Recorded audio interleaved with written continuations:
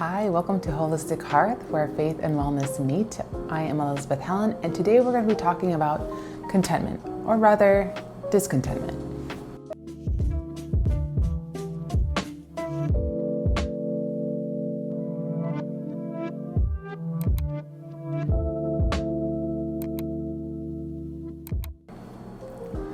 So we know that social media can be a blessing and a curse. We could glean information that we probably would have had more difficulty or may not have known that we needed to have.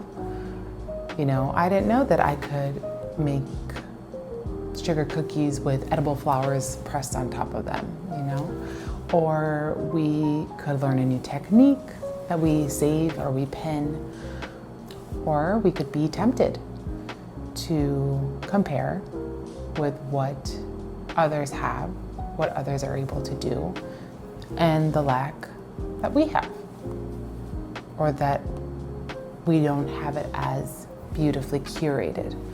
For example, I saw an Instagram post of someone who said, her husband just put together this beautiful greenhouse that looks like a colonial cathedral, or not cathedral, but chapel. And yet her husband just put it together.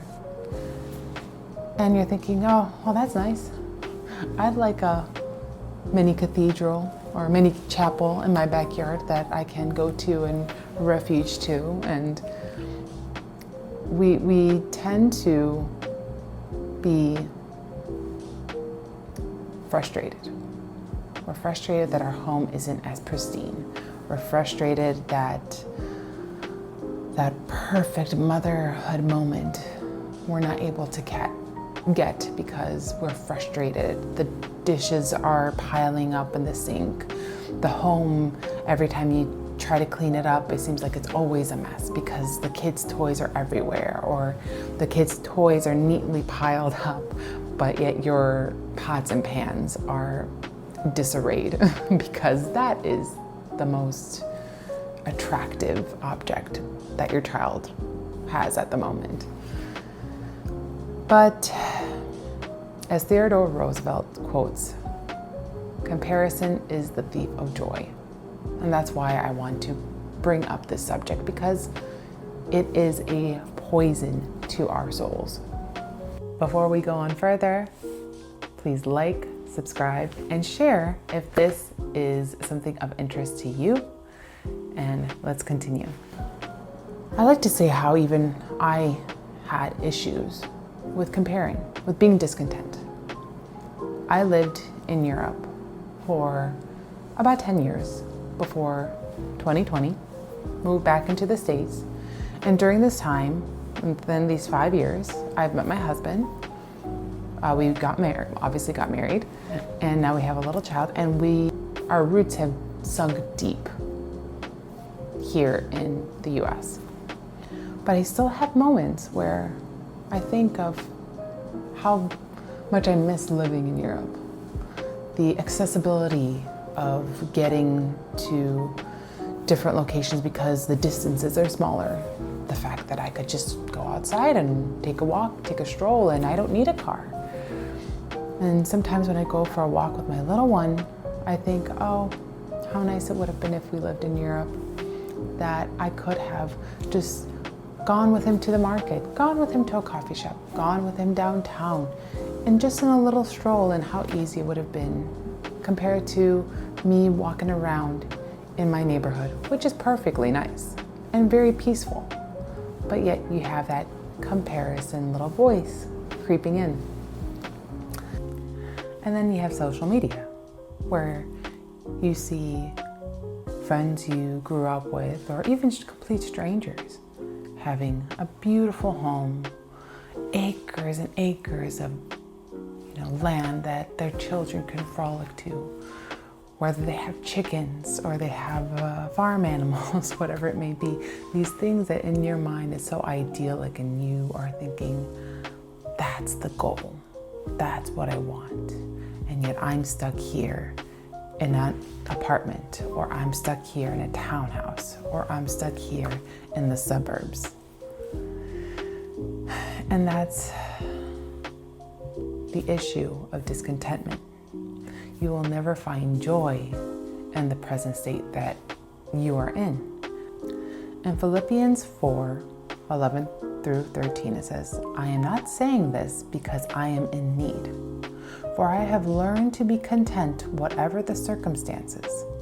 I know what it is to be in need, and I know what it is to have plenty. I have learned the secret of being content in and every situation, whether well-fed or hungry, whether living in plenty or in want. I can do all this through Him who gives me strength. And a lot of times we look at that last phrase, I can do all things through Christ who strengthens me, and we think it is, I can tackle this big, immense trial that I'm going through. And when you read it in the context, it's really, in my lack, the Lord still strengthens me, and I am content. And that is a really humbling situation. That's a really humbling thought, because we are living in probably the most prosperous time in history. We have such great comfort. Everything is within the, touch of a button, really. You order food, comes to you. You order, I need diapers real quick. Okay, well, I will just, press on Amazon Prime and it'll arrive quickly. I need entertainment. I'll just scroll through my phone. We have everything at our fingertips. We can cultivate beauty all around us. We have the capability to, but yet we always want more. In Hebrews 13:5, it says, keep your lives free from the love of money and be content with what you have. Because God has said, never will I leave you, never will I forsake you. I think it's really difficult for a majority of people, including Christians, because easily we can fall in love with money and with the comfort it gives us. Because with it comes that mindset of, all right, I'm successful in life. I am not a failure, which is another thing I've struggled with is, am I a failure? Am I succeeding in life? Am I hustling enough? Am I doing enough? Am I making enough? And then that becomes your God. And you cannot serve both God and money. And so sometimes you need to go back into the Word and find what is God saying about this specific issue that you're struggling with, as in discontent or being content. 1 Timothy 6 through 8. But godliness with contentment is great gain. For we brought nothing into the world, and we can take nothing out of it. But if we have food and clothing, we will be content with that. I like that first part. But godliness with contentment is great gain. How many times do we complain that our kitchen isn't nice enough? That being a situation of, I can't host. I can't be hospitable because I don't have a nice kitchen. I can't be hospitable because our space is too small. And in my conversation with my husband recently, he brought up, what is our vision as a family? And I asked him, well, you as the head of the family, what is the vision? What is your vision? And he was saying to be hospitable, to have people over, to be able to serve them coffee and have good conversation that is edifying. And I was reminded of this verse, whoever can be trusted with very little can also be trusted with much, and whoever is dishonest with very little will also be dishonest with much. And we came to the conclusion that if we're not doing that now in the space that we are in, how can God provide a larger space? Because we will, just as much, we will not be faithful in serving if that's the vision that we have to serve others.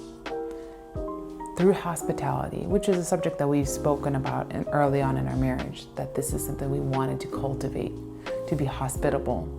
And if we're not doing it in our small space because of the excuse that our space is small, we're not going to do it when the space is larger. We women love beauty.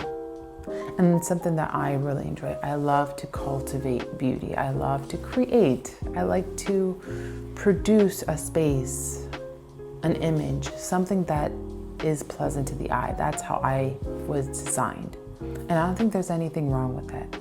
The Lord created beauty. The question is, what can you do in your space that you are in to do that? Whether it is making it much more personal and adding images of the home that gives such a warm touch that makes your family members feel special because you're putting more emphasis on family photos rather than artwork purchased from Target, because you want to showcase that beauty. Whether it is making fresh cookies and the smell, the aroma of that flooding through the house, that your children will have the memories and your husband will have the memory of Mama always making fresh baked chocolate chip cookies, and it always smelled delicious. Whether it is making a special moment for your child, just paying attention to them, being present with your child, playing with him, those things will create warmth and an atmosphere that is beautiful. But about reading the Word together. We've started adding this to our morning basket, is in the morning during family time, we read a passage of the Word together so that the children, my child and future children hopefully, will be used to that. This is a rhythm within our family. So what is it that you can do in your house to create joy and contentment with what the Lord has already blessed you? Because everything that's within our hands is a blessing. The Lord has already given us so much. So what about you? Are there things that you have struggled with? And what have you done to combat that? What were you able to do to find joy in the situation that you are in? Was it getting out of social media? Sometimes we need to do that. Was it just closing it all down and kind of going down to a dumb phone, or slow living in a sense that I don't need to see what my neighbors are doing and just focusing on your family? What is it that you did to cultivate a more harmonious attitude within yourself? Like, share, and subscribe if you are interested in what we've been talking about so far. And check out my blog posts. I have recipes such as a nutrient-dense pudding or a blue latte for your little ones, which I know they will love. Or check me out on Instagram. And I hope you have a blessed and wonderful day. See you soon.